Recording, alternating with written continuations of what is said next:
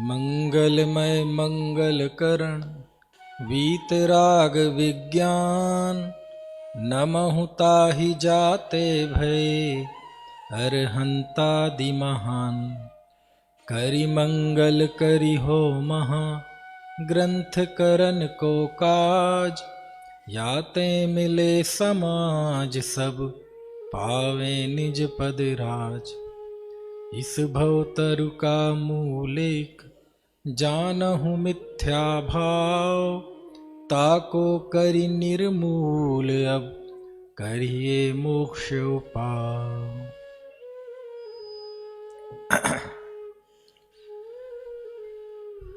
सामने मोक्ष मार्ग प्रकाशक शास्त्र पंडित टोडरमल जी द्वारा विरचित विराजमान है। इसके 7वें अध्याय पे थोड़ी सी बात करेंगे। आज 7वें अध्याय पर आधारित 3 कक्षाएं चली दोपहर में, व्यवहाराभासी, निश्चयाभासी और उभयाभासी। इस 7वें अध्याय में 4 प्रकार के जैनाभासियों का कथन है।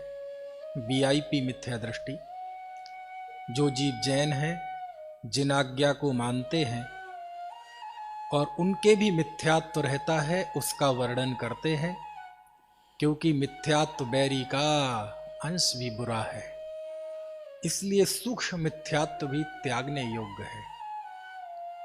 ऐसे 4 प्रकार के जैनाभासियों का कथन आचार्य कल्प ने यहां किया। निश्चयाभासी, व्यवहाराभासी, उभयाभासी और सम्यक्त्व के सन्मुख मिथ्या दृष्टि। चूंकि पहले 3 मिथ्या दृष्टियों पर बात कक्षाओं में चल रही है, तो मैंने सोचा इस चौथे ने हमारा क्या बिगाड़ा, क्यों ना इस चौथे पर भी बात कर ली जाए। इसलिए मुझे विषय चुनने में बड़ी आसानी हुई। चौथा है सम्यक्त्व के सन्मुख मिथ्या दृष्टि। यानी पहले जो 3 मिथ्या दृष्टि थे, वो तो मिथ्या दृष्टि तो थे, लेकिन अभी एकदम ऐसी कोई संभावना नहीं थी कि ये तुरंत ही सम्यक दृष्टि होने वाले हैं। वैसे अज्ञान का नाश कर दें तो तुरंत भी हो सकते हैं, लेकिन ये चौथे प्रकार का जो जीव है, यद्यपि मिथ्या दृष्टियों की सूची में ही इसका चौथा नंबर है, लेकिन ये सम्यक्त्व के सन्मुख है। सन्मुख का अर्थ होता है जिसे आप मेरी तरफ मुख किए हुए हैं, मैं आपकी उपदेश का लाभ हुआ। इसको टेक्निकली भाषा में कहते हैं देशनालब्धि। समझ में आया?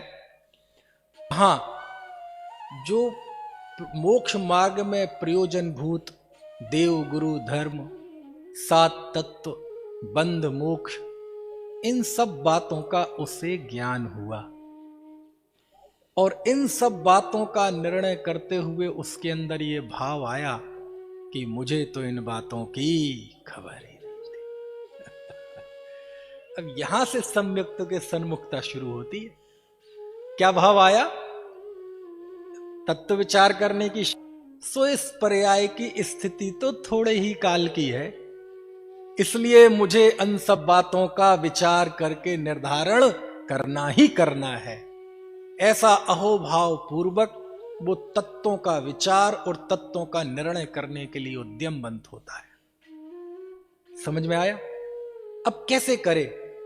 तो ऐसे स्थान पर जिनवाणी की महिमा बहुत बढ़ जाती है, और खास तौर से हम जिस दौर में हैं, यहां तीर्थंकर परम गुरु तो है नहीं, केवली भी नहीं है, श्रुत केवली भी नहीं है, समझ में आया, अंग ज्ञानी भी नहीं है, हैं? और जिनसे ये सच्च तत्व उपदेश मिले, शायद हमारी झोली में उतना पुण्य नहीं है कि ऐसे कोई वीतरागी संत हमें संबोधन करे। समझ में आया? तो ऐसी सब स्थिति में फिर सबसे ज्यादा महत्वपूर्ण भूमिका किसकी हो जाती है? शास्त्र की। अब जब यह बहुमान आया कि नहीं, इस पर्याय की स्थिति थोड़ी ही काल की है और मुझे इन बातों का निर्णय करना ही करना है, अब इसके लिए क्या करे? तो तत्वों का निर्णय करने के लिए 3 चीजें हैं। तत्वों का नाम जाने, लक्षण जाने और उसकी परीक्षा करे। ये सब 257 पृष्ठ से बोल रहा हूं। आपको स्टेशन पता होना चाहिए कि कौन सी स्टेशन से बात कर रहा हूं। समझ में आया ना? वो पुराने रेडियो की तरह ना हो। है कौन कौन सी 3 बातें लिखी? हाँ, ना उद्देश्य कथन, नाम निर्देश, लक्षण और परीक्षा। 7 तत्वों के नाम, उनके लक्षण और उनकी परीक्षा। अब पंडित जी कहते हैं 258 पृष्ठ पर कि नाम निर्देश और लक्षण ये तो शास्त्रानुसार जाने। इसमें तो हम क्या करेंगे? जीवादि तत्वों का नाम कैसे जाने? शास्त्र से जाने। और 7 तत्वों के लक्षण, इनकी परिभाषाएं, इनका स्वरूप कैसे जाने? शास्त्र से जाने। और फिर तीसरा लिखा, लेकिन परीक्षा में अपना उपयोग अपना विवेक चाहिए। परीक्षा में क्या लिखा? परीक्षा में अपना विवेक चाहिए। अब परीक्षा के लिए वह जीव क्या करता है? तत्वों के नाम और लक्षण तो है, वैसा मुझे भासित होता है कि नहीं होता है। शास्त्र में लिखा है कि मोह में आकुलता है, लेकिन जब हम अपनी बीवी बच्चों के साथ हंसी ठिठोली करते हुए घर में बैठते हैं, टीवी देखते हैं, भोजन करते हैं, रसमलाई खाते हैं, तो हमें तो कहीं लगता नहीं कि मोह में दुख है। समझ में आ रही बात की नहीं? शास्त्र तो कहता है कि इंद्रिय विषय हैं, ये सुख नहीं है, दुख है। लेकिन जब भयंकर गर्मी में जब हम पसीने पसीने होते हैं और घर में घुसते हैं और फुल पे एसी चालू करके ठंडी हवा में बैठते हैं और शरबत पीते हैं, तो हमें तो कहीं नहीं लगता कि इसमें दुख है। कुछ बात समझ में आ रही कि नहीं? शास्त्र में जैसा लिखा है वो मुझे भासित होता है कि नहीं, क्योंकि शास्त्र में जो लिखा है वो वीतरागियों की वाणी है, सर्वज्ञ की वाणी है। लेकिन वो एहसास पढ़ने से तो प्रकट नहीं होगा ना, वो तो हमें खुद प्रकट करना पड़ेगा ना। ऐसा एकांत में जाकर विचार करता है, शास्त्रों में लिखे हुए तत्व ज्ञान को अपनी परिणति से मिलाता है कि शास्त्र में जैसा लिखा है वैसा मेरी परिणति है कि नहीं है। और जब परिणति को मिलाता है तो उसे लगता है कि नहीं, अभी तो बहुत मुश्किल कार्य है। कुछ बात समझ में आई? क्यों? शास्त्र कह रहा है कि जीव कर्म का करता नहीं है, शरीर का करता नहीं है, लेकिन मुझे इच्छा होती है और मैं बोलता हूं, देखो बोल रहा हूं। शास्त्र में लिखा है वो गलत हो नहीं सकता, लेकिन मुझे तो महसूस नहीं हो रहा ना वैसा। शास्त्र कह रहे बाहर में सुख नहीं है, लेकिन हमें तो एक पल के लिए बाहर दुख लगता ही नहीं है। ऐसा एकांत में जाकर विचार करता है, निर्बल युक्ति कौन है, प्रबल युक्ति कौन है, ऐसा एकांत में जाकर विचार करता है। लेकिन बात कुछ समझ में नहीं आ रही है, उस बिंदु तक नहीं पहुंच पा रहे हैं जहां तक शास्त्र हमें ले जाना चाहता है। मन में शंकाएं बहुत हैं, मन में संदेह बहुत हैं, विकल्पात्मक तौर पे आचार्यों का, ज्ञानियों का उपदेश समझ में आ रहा है, वो समझ में नहीं आ रहा है ऐसा नहीं है। शास्त्रों की सभी विवक्षाएं समझ में आ रही हैं, ना कोई निश्चयाभास है, ना कोई व्यवहाराभास है, ना कोई उभयाभास है। समझ में आया? लेकिन जो लिखा है वैसा मेरी परिणति क्यों नहीं बोल रही? अभी जो हम पढ़ रहे हैं, सीख रहे हैं, वो तो आचार्य बोल रहे हैं। एगो में सस्य दो अप्पा, ये कौन बोल रहा है? आचार्य बोल रहे हैं। मेरी परिणति में तो ऐसा नहीं लगता मुझे। समझ में आया? तो फिर क्या करता है वह जो अपने से बड़े ज्ञानी हैं, ये पेज निकला है क्या यहां? अच्छा, अपने से जो बड़े ज्ञानी हैं उनसे जाकर प्रश्न पूछता है कि हे महाराज, मुझे ऐसा समझ में आता है मेरी गलती कहां है? आप तो बड़े हैं, प्रबुद्ध हैं, ज्ञानी हैं, आपने इस तत्व को प्राप्त किया है, वरिष्ठ हैं, आखिर मुझे ऐसा महसूस क्यों नहीं हो रहा? समझ में आया? हम पढ़ लेते हैं, कौन सा? यह है राग आग दहे सदा, लेकिन राग आग लगती तो नहीं है ना। मोह दुख का घर है मैंने आज सरासर देखा है, आज सरासर देखा है। आत्म धन के आगे झूठा जग का सारा लेखा है, जग का सारा लेखा है। मैं अपने में ही जम जाऊं वर पाऊं जे नंदा, निरखी निरखी। ये भजन नहीं करवा रहा हूं मैं, समझ में आया? मैं अपने से ज्यादा ज्ञानी गुरु से प्रश्न पूछ रहा हूं कि मैं पढ़ता तो हूं, खूब झूम झूम के पढ़ता हूं, खूब आनंद के साथ पढ़ता हूं, भगवान के सामने रोज अर्घ चढ़ाता हूं, निश्चित तेरे सदृश प्रभु अरहंत अवस्था पाऊंगा, लेकिन महसूस क्यों नहीं होता? आखिर मुझ में कमी कहां है? क्या मेरे पुरुषार्थ में कहीं कमी है? क्या मेरे निर्णय में कहीं कमी है? ऐसा अपना हृदय किसके सामने जाकर खोलता है? अपने से ज्यादा ज्ञानी के सामने जाकर खोलता है।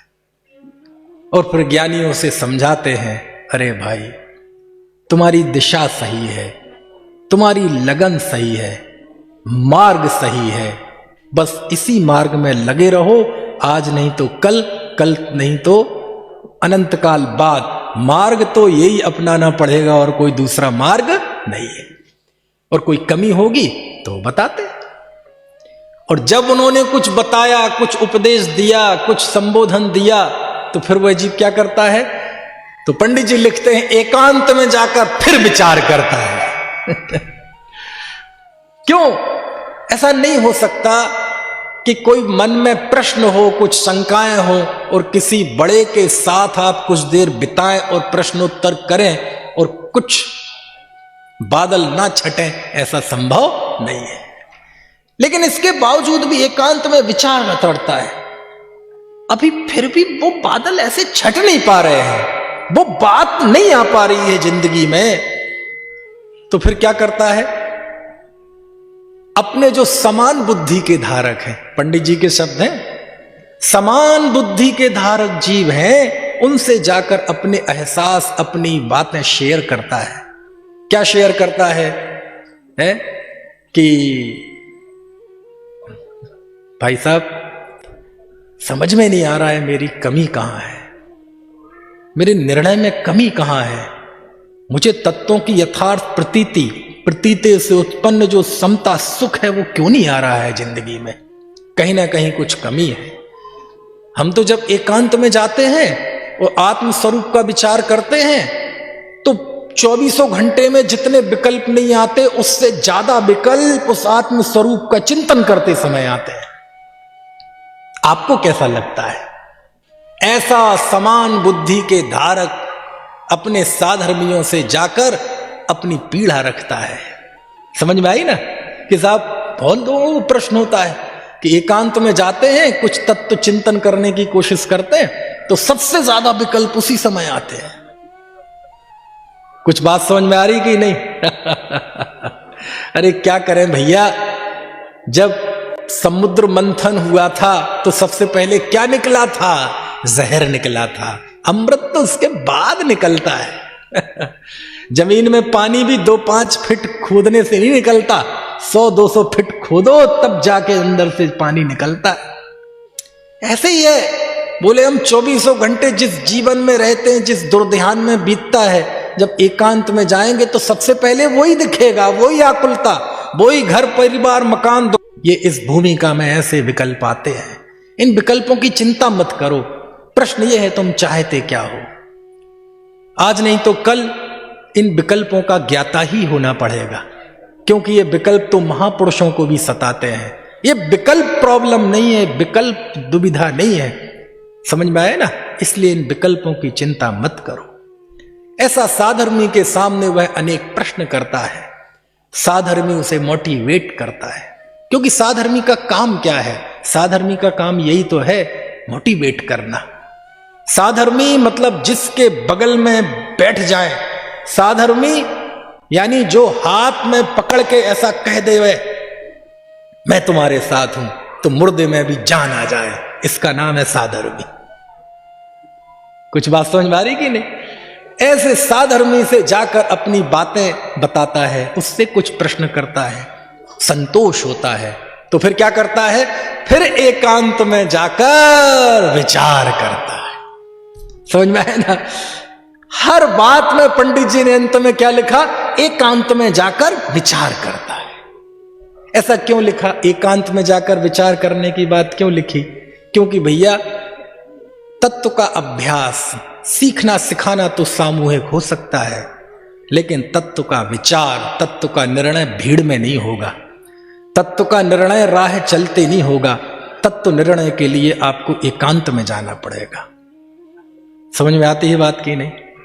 अच्छा, प्रश्न डॉक्टर साहब मक्खनलाल जी, इसका यदि आपको पता करना हो तो आप एकांत में जाकर विचार करना। और एकांत में भी कब? देखो, आपको छोटा सा क्लू देता हूं, कुछ बात समझ में आ जाए, वहां तक पहुंच जाए जहां पंडित टोडरमल जी ले जाना चाहते हैं। बार बार एकांत एकांत एकांत। मैंने बहुत सोचा एकांत में जाने की बात क्यों है। गुरुदेव भी एकांत में ही जाके पढ़ते थे ना समय सार। समझ में आया? यदि हमें अपना आत्म मूल्यांकन करना हो, अपना आकलन करना हो कि हम कहां खड़े हैं, हमारी कमी कहां है, हम कहां अटके हैं। कितने ही लोगों के प्रश्न होते हैं, पंडित जी 50 साल हो गए शास्त्र को पढ़ते हुए, प्रवचन सुनते हुए, लेकिन आत्मोपलब्धि नहीं हुई। आखिर हम में कमी कहां है, हमारी आखिर कहां अटके हुए हैं? तो तरीका बता दूं? देखो, ये सब अपना पर्सनल मामला है, लेकिन कुछ बातें ऐसी होती हैं जो सामूहिक कर सकते हैं। एकांत में जाने की शर्त क्यों? तो आप कभी एकांत में उस समय बैठें, बिल्कुल सरल सरल बता रहा हूं, बिल्कुल सरल। आपको यहां तो नहीं, एकांत में आपको जरूर पता चलेगी कि हम कहां अटके हैं। क्योंकि आत्म उपलब्धि वास्तव में उससे है जहां कोई आई होती है। समझ में आया? और नहीं हुई है तो कहीं ना कहीं तो अटके। देखो, सीधा सा फार्मूला है हमारा। तो ये लाइट है, इस लाइट का यहां बटन है जगदीश भाई, ठीक है? ये लाइट है और इसका यहां बटन है, और मैंने इसका स्विच ऑन किया और लाइट नहीं जली। जलनी चाहिए ना, लेकिन नहीं जली। अब नहीं जली तो प्रश्न है क्यों नहीं जली? तो 4 बातें हो सकती हैं। पहली कौन सी? हो सकता है लाइट खराब हो। दूसरी, हो सकता है स्विच खराब हो। तीसरी, हो सकता है कनेक्शन में कुछ गड़बड़ हो। और चौथी बात एक यूपी का आदमी सोच सकता है, हो सकता है लाइट ही ना हो। समझ में आया? क्यों? एक 5वीं भी स्थिति है, वो भी बताऊंगा, पहले इन्हें समझो।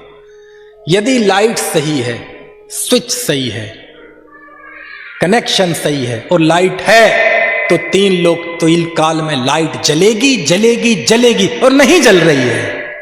इसका मतलब कहीं ना कहीं कोई कमी है, उस एरर को खोजो और ठीक करो।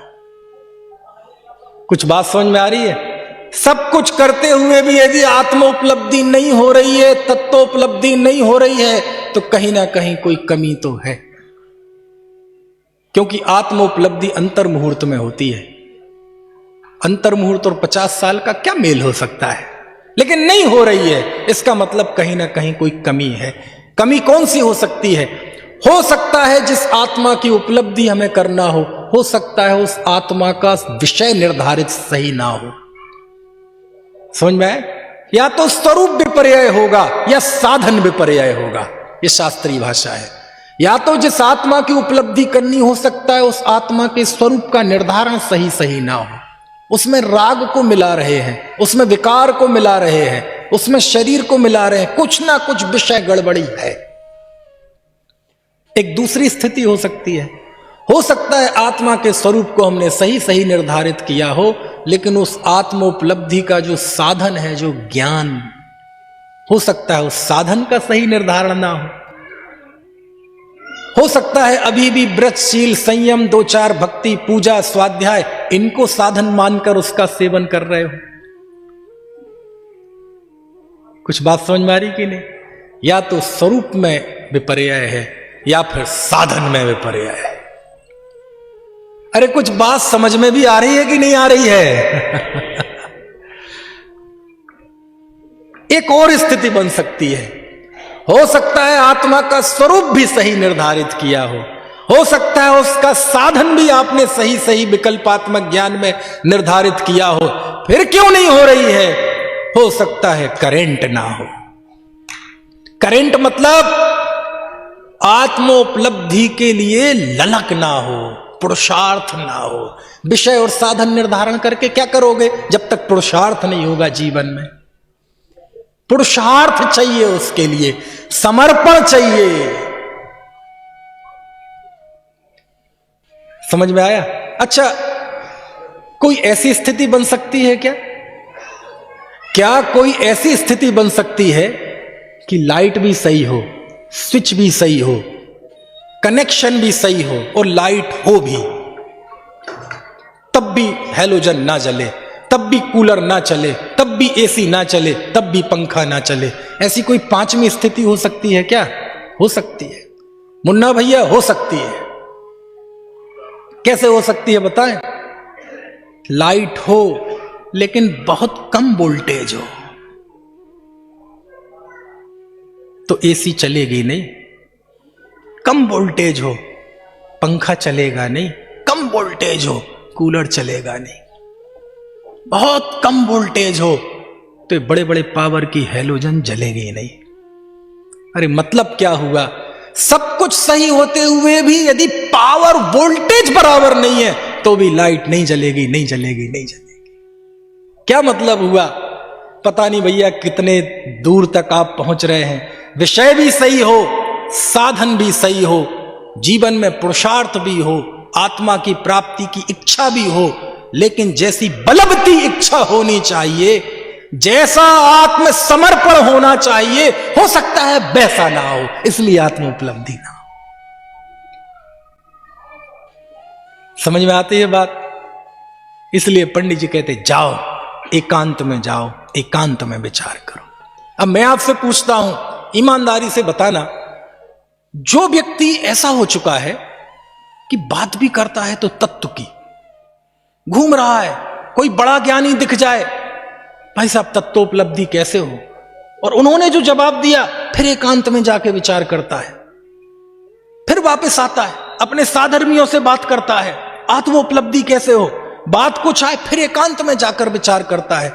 मैं आपसे पूछता हूं सुशील जी, यदि ऐसा कोई व्यक्ति, ऐसा धुन वाला व्यक्ति हमारे बीच में कोई होगा तो हम उसे क्या कहेंगे?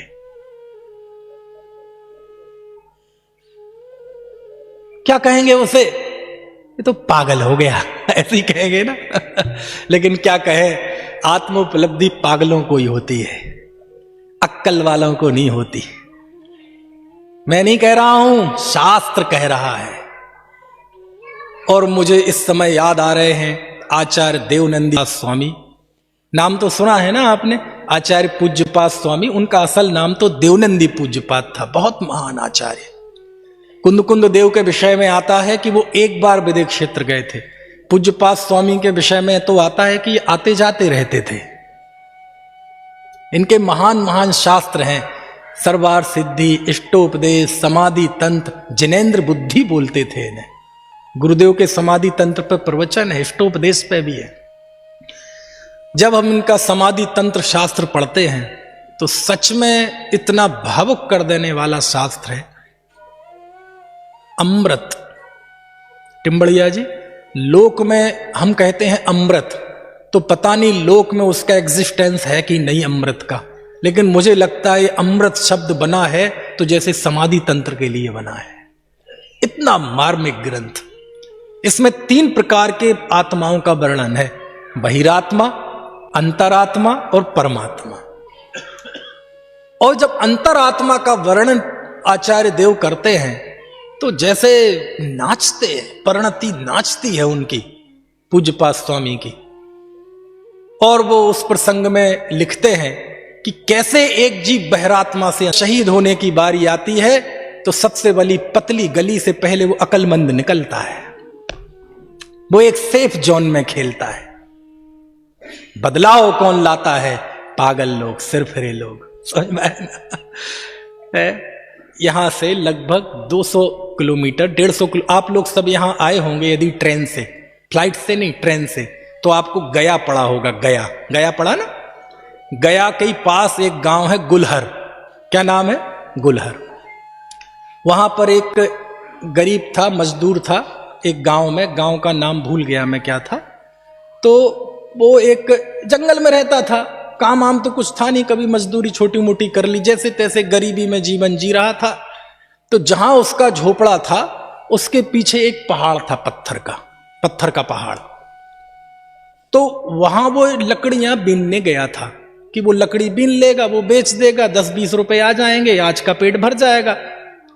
तो जब वो बीनने गया तो उसकी पत्नी उसको खाना देने गई और वहां उसका पैर फिसल गया एक दर्रे में, और सही समय पे चिकित्सा नहीं मिल पाई, क्योंकि जहां जाना था वो 55 किलोमीटर था वो जगह। अब 55 किलोमीटर जाना बड़ा कठिन था, लेकिन जाने की कोशिश की, लेकिन रास्ते में ही उसकी मौत हो गई। अब क्यों हुई मौत? क्योंकि वह पहुंच नहीं पाई, उसे समय से चिकित्सा नहीं मिल पाई। समझ में आया ना? अब आपने ताजमहल तो देखा होगा, देखा है ना? ताजमहल क्या है? बोले प्यार की निशानी। अब वो पता नहीं काय की निशानी है कि नहीं, लेकिन ऐसे किस्से तो हमारे भारत वर्ष में गली गली में है। अब बताता हूं मैं असली प्यार की निशानी। समझ में आया? हजारों ताजमहल न्यौछावर है, मालूम?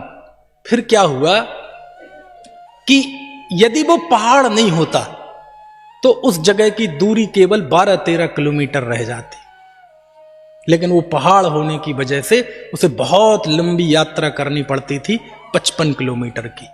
और पहले भी कई लोग ऐसे ही मर गए होंगे, और उसकी पत्नी भी मर गई। और जब उसकी पत्नी मर गई तो उसके अंदर ऐसी चेतना का विकास हुआ कि नहीं नहीं नहीं नहीं नहीं, मेरी पत्नी मर गई, लेकिन अब इस गांव में कभी दूरी की वजह से किसी दूसरे की पत्नी नहीं मरेगी। वो लोगों के पास गया, वन विभाग के पास गया, उसमें गया पंचायत में, कि क्यों ना इस पहाड़ को कटवा दिया जाए सरकार। लेकिन वहां कौन सरकार कौन सुनता है गरीबों की। और जब कहीं कुछ आसरा नजर नहीं आया तो एक हाथ में लिया उसने हथौड़ा और दूसरे हाथ में ली छेनी, और स्वयं छेनी हथौड़े से पहाड़ काटने में लग गया। अब मैं पूछता हूं, पत्थर का पहाड़ और एक मजदूर आदमी छेनी हथौड़े से काटना शुरू कर दिया, दुनिया देखेगी तो क्या कहेगी? पागल है, इसका तो दिमाग खराब हो गया, पत्नी के प्यार में पागल हो गया। और लोगों ने कहा, दुत्कारा उसे, तेरा दिमाग खराब है। बोले या तो अब ये जिंदगी रहेगी। समझ में आया ना? ऐसा हुआ। एक बार तो वन विभाग वालों ने उस पर झूठा केस कर दिया कि पत्थर तोड़ तोड़ के बेचता है, उसे उसमें पैक करा दिया, काय में? जेल में। ग्रामीण लोग गए, भैया इतना सीधा सज्जन आदमी, समझ में आए ना, ये तो पत्नी के प्यार में पागल है, आप इसे छोड़ दो। और उसको छोड़ दिया, और वह करता रहा। लोग उसका अपमान करते रहे, तिरस्कार करते रहे, और 22 साल लगे। उस अकेले ने उस पहाड़ को काट दिया और बीच में से रास्ता बना दिया। समझ में आया ना? क्या करें, जब संघर्ष का वक्त होता है तो सब दुत्कारते हैं, लेकिन जब सफल हो गया तो फिर भारत सरकार ने उसे पद्मश्री दिया, उस पर डॉक्यूमेंट्री बनी, उस पर मूवी बनी, द माउंटेन मैन, और उसका नाम था दशरथ मांझी। दशरथ मांझी एक दलित हरिजन। समझ में आया ना? अरे भैया, इस मिथ्यात्व के पहाड़ को काटने के लिए भी ऐसा ही पागलपन चाहिए। समझ में आया? वो तो पहाड़ था, वो तो आंखों के सामने दिख रहा था, लेकिन ये पर्याय मूलता का पहाड़ तो ऐसा है कि दिख ही नहीं रहा। समझ में आए ना? उस क्षण है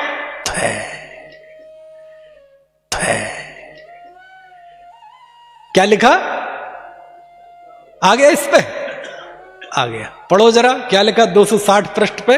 देखो 260 पृष्ठ पे आपको ऊपर से नीचे वाला पैरा है ना, इस प्रकार जानने के अर्थ कभी स्वयं ही विचार करता है, कभी शास्त्र पढ़ता है, कभी सुनता है, कभी अभ्यास करता है, कभी प्रश्नोत्तर करता है, इत्यादि रूप प्रवर्तता है।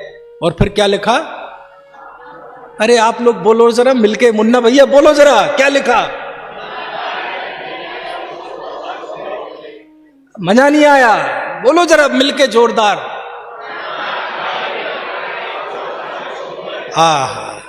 अपना कार्य करने का इसको हर्ष भाव, हर्ष हर्ष मोह और हरख ऐसो भाइयों, ये वही हर्ष है। प्रश्न प्रश्न आपसे जवाब चाहिए मुझे सभा से। अच्छा, इसी पंक्ति में वो जवाब छुपा हुआ है। इस कार्य करने का उसको हर्ष क्यों है? क्यों है? हर्ष क्यों होता है? ये तो प्रश्न ही है, उत्तर क्या है? है? हाँ, इसी में जवाब। ये अपना कार्य है, इसमें हर्ष क्यों आ रहा है? हर्ष क्यों आ रहा है गांधी जी? क्योंकि उसे लगता है हमारा कार्य है। और बाकी कार्य क्या है? बाकी तो गधा मजदूरी है, दुकान मकान बीवी बच्चे तो गधा मजदूरी है। ये थोड़ा हमारा कार्य है। अपना कार्य करने का हर्ष बहुत है। ये पंक्ति है। ये जो हर्ष आया ना, पिछले शुरू में जो बताया था, अहो मुझे तो इन बातों की खबर ही नहीं थी, अब क्या आया? अपना कार्य करने का इसको हर्ष बहुत है। ये हर्ष ही सम्यक्त्व के सन्मुखता है सही अर्थों में। क्योंकि आज तक सब कुछ हुआ धर्म के नाम पे, लेकिन धर्म करते हुए हर्ष, हर्ष ये दुख का मार्ग नहीं है, ये शिकायतों का मार्ग नहीं है, ये चिड़चिड़ाहट का मार्ग नहीं है।